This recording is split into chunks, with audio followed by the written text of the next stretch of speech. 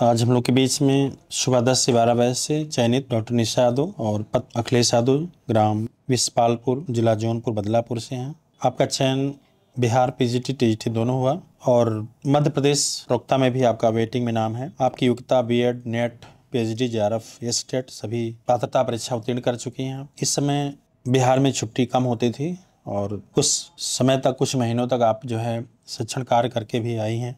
इस समय हम लोग के बीच में चयनित हैं और बहुत अच्छा लग रहा है। इसके पूर्व भी एक बार संस्था में आप आई थी तो उस समय टीजीटी में आपका चयन हुआ था और उसके बाद जैसे आप यहाँ से गए फिर प्रवक्ता का रिजल्ट आ गया तो प्रवक्ता में ज्वाइनिंग करके आप कुछ दिन सेवा करके तब आप यहाँ पे प्रेजेंट हुई हैं। बहुत अच्छा लग रहा है। निशा जी अपना अनुभव बताएंगे और जो जिला जौनपुर से हैं और आपके 10 से 12 बैच में टॉपर भी रही हैं। आप टेस्ट में अच्छे अंकों के साथ आपके मेरिट बनते थे। कई बार आपने लगातार जो है टॉप किया है संस्थान में और कई बार मैंने सभी बैचों में आपके पहले स्थान आए हैं जो हम लोग के बीच में हैं और अपनी सफलता के बारे में और अनुभव बताएंगे जो काफ़ी लोग इसको सुन करके अच्छा महसूस करेंगे। निशा जी हैं हम लोग के बीच में जो अपनी अनुभव बताएंगे और बहुत अच्छा लग रहा है कि पूरे परिवार के साथ आप आए हुए हैं और इससे और अच्छा लगा कि आप दोनों लोग निरंतर परिवार से जुड़े हैं। निशा जी आपका सिलेक्शन हुआ, आपको अच्छा लग रहा है? जी सर। अच्छा, जब आपका टीजीटी में सिलेक्शन हुआ उसके बाद प्रवक्ता में हुआ तो आपने टीजीटी ज्वाइन कर लिया था कि नहीं? नहीं सर, जा ही रहे थे टीजीटी में, काउंसलिंग करवाने जा ही रहे थे। तब उसी समय मेरा रास्ते में प्रवक्ता का रिजल्ट आया तो फिर वहीं मैं मऊ स्टेशन तक पहुंची थी तो वहीं नीचे मतलब वहीं मैं उतर गई। जैसे मेरा रिजल्ट आया प्रवक्ता का वैसे मैं नीचे आ गई। हमने सोचा कि अब टीजीटी का काउंसलिंग मुझे नहीं करवाना है क्योंकि वो पश्चिमी चंपारण में मिला जी था। जी। इसके बाद मैं आ गई, फिर बनारस शुरू की थी, फिर दूसरे दिन प्रवक्ता का काउंसलिंग था तो उसके बाद मैं गई प्रवक्ता का काउंसलिंग करवा के वही प्रवक्ता वाला ज्वाइनिंग की। पहला ज़िला मैं भोजपुर ही डाली थी तो मुझे पहला ज़िला ही मिला था। इसके पूर्व आपने शोध कार्य कर रहे थे और फिर आपको सिलेक्शन हुआ। घर परिवार को बहुत अच्छा लगा होगा। जी ये परिवार सर। की पहली नौकरी है आपकी? हाँ सर, पहली नौकरी है और मेरी ननद का हुआ था यूपीपी में और लेकिन वैसे हम लोगों की फैमिली में मेरा पहला था नौकरी। और बहुत से लोग कहते भी थे कि ये तो लड़की हैं इनको मिल गया है और यहाँ आप लोगों को नौकरी इस परिवार में किसी को नहीं मिला है, बहुत मेहनत किए हैं, इस परिवार में नौकरी नहीं मिलेगी। लेकिन मुझे भी जब मेरा सिलेक्शन हुआ तो मेरे सास ससुर सबको बहुत खुशी मिली कि इनका सिलेक्शन हो गया है। पैसा तो पहले भी मिलता था, मेरा नेट जेआरएफ था, मैं शोध कार्य कर रही थी तो पैसा पहले भी मिलता था। लेकिन वो भी जेआरएफ मेरा पूरा होने वाला था 5 साल, मतलब 7 जून 2024 को भी पूरा होने वाला था और उसके पहले ही मुझे नौकरी मिल गई प्रवक्ता के पद पर। और मैं जिस विद्यालय में पढ़ाती हूँ उसमें 9 से 12 तक है, सिर्फ 9, 10th, 11, 12th, बस 4 ही क्लासें हैं। कैसा महसूस होता है वहाँ पे बच्चों को जब पढ़ाते हैं आप? अच्छा लगता है?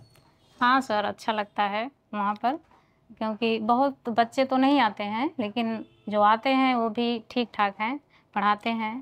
थोड़ा भोजपुरी का प्रभाव पड़ गया है वहाँ तो इकारांत ज़्यादा रहता है, इकारांत का प्रभाव रहता है। हम पूछते हैं उन लोगों से कि तालव्य श जानते हो? वो लोग बोलते हैं कि हाँ तालव्य श दंत स, हम लोग बोलते हैं दंत स तो लोग बोलते हैं दंती स।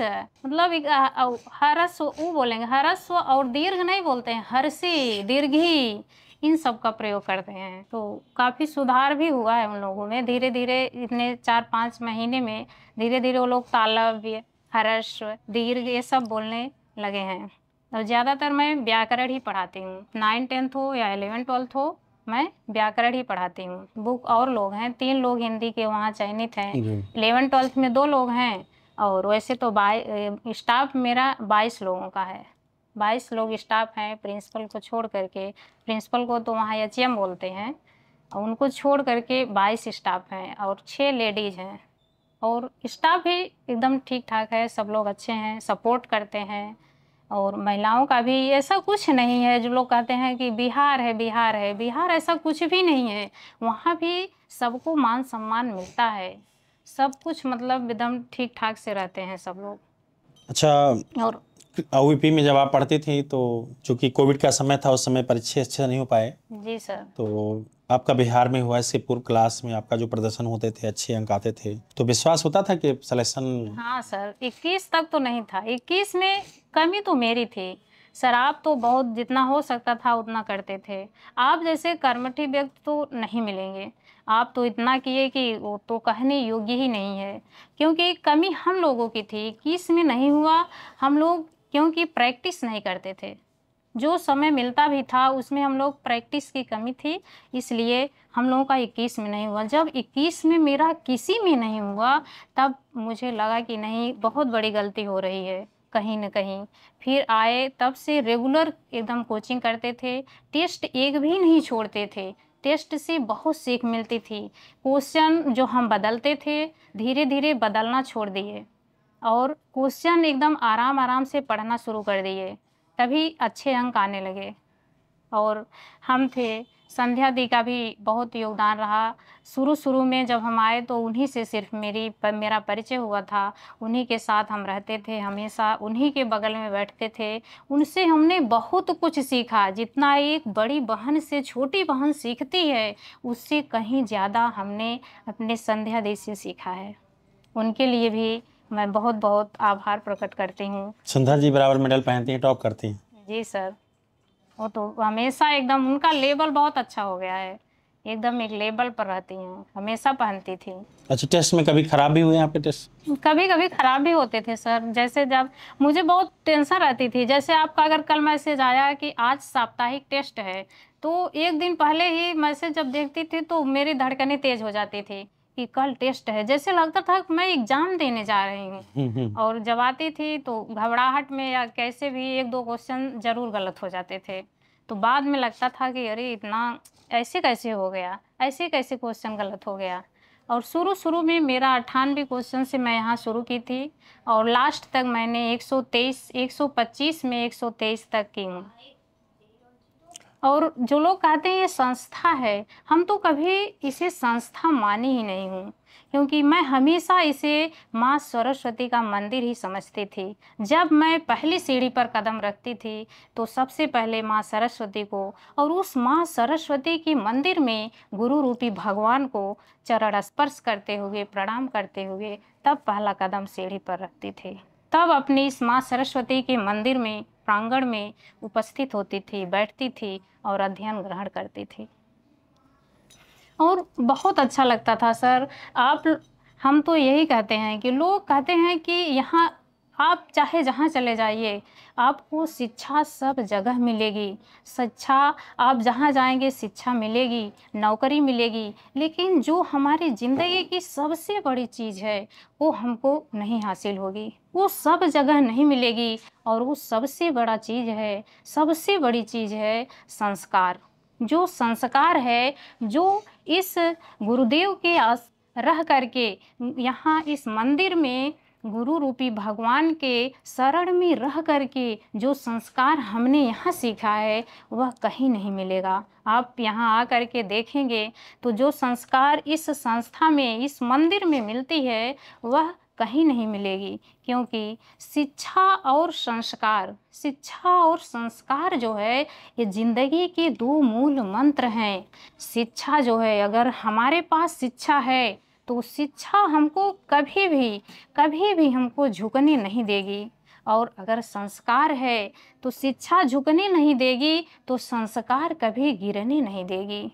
इतना हमारे ज़िंदगी में इस शिक्षा और संस्कार का महत्व है। तो हम यहाँ बहुत कुछ सीखे हैं। संस्कार आप लोगों को यहाँ बैठ कर के ये नहीं पता चलेगा कि संस्कार क्या है, लेकिन इस मंदिर से निकल कर के जब आपका सिलेक्शन होगा, आप किसी विद्यालय में उपस्थित होंगे, विद्यालय में जाएंगे, तब वहाँ आपका एक अलग तरीका दिखेगा।